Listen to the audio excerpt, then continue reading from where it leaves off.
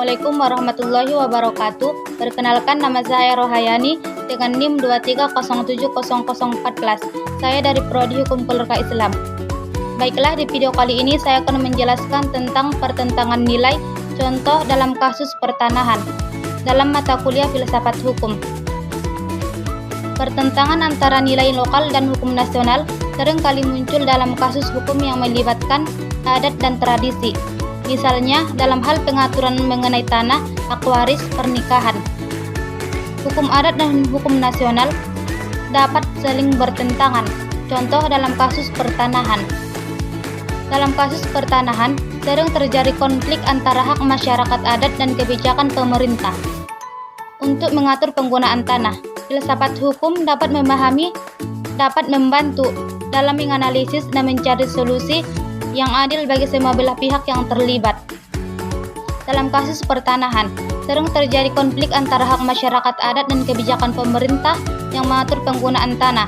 Dalam situasi seperti ini, filsafat hukum dapat membantu dan menganalisis mencari solusi yang adil bagi semua pihak yang terlibat. Filsafat hukum dapat membantu dan memahami prinsip-prinsip dasar yang mendasari hukum adat dan hukum nasional, serta bagaimana kedua sistem ini dapat berinteraksi dan beradaptasi satu sama lain untuk mencapai keadilan dan kesejahteraan masyarakat.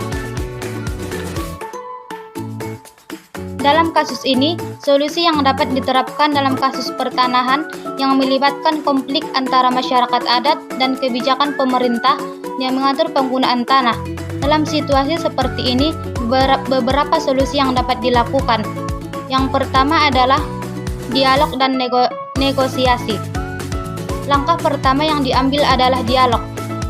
Dialog dan negosiasi antara pihak-pihak yang terlibat, yaitu masyarakat dan pemerintah. Melalui dialog, kedua belah pihak dapat menyampaikan pandangan dan kepentingan mereka, serta mencari titik temu yang dapat diterima oleh semua pihak. Dan yang kedua adalah mediasi. Jika dialog dan negosiasi tidak mencapai kesepakatan, maka mediasi dapat dilakukan. Mediasi adalah proses di mana pihak-pihak yang bersengketa diharapkan dapat menemukan solusi bersama dengan bantuan pihak yang ketiga yang netral, seperti pejabat pemerintah atau tokoh masyarakat. Tokoh masyarakat yang dihormati oleh kedua belah pihak. Yang ketiga adalah arbitrase. Dalam kasus ini di mana mediasi juga gagal, arbitrase dapat menjadi opsi. Arbitrase adalah proses di mana pihak-pihak yang bersengketa menyerahkan masalah mereka kepada penengah yang membuat keputusan yang mengikat. Yang keempat adalah penyelesaian hukum. Jika semua upaya penyelesaian di luar pengadilan gagal, maka kasus tersebut dapat diselesaikan melalui proses hukum di pengadilan. Pengadilan akan memutuskan kasus tersebut berdasarkan hukum yang berlaku, termasuk hukum adat dan hukum nasional. Yang kelima adalah revisi dan kebijakan.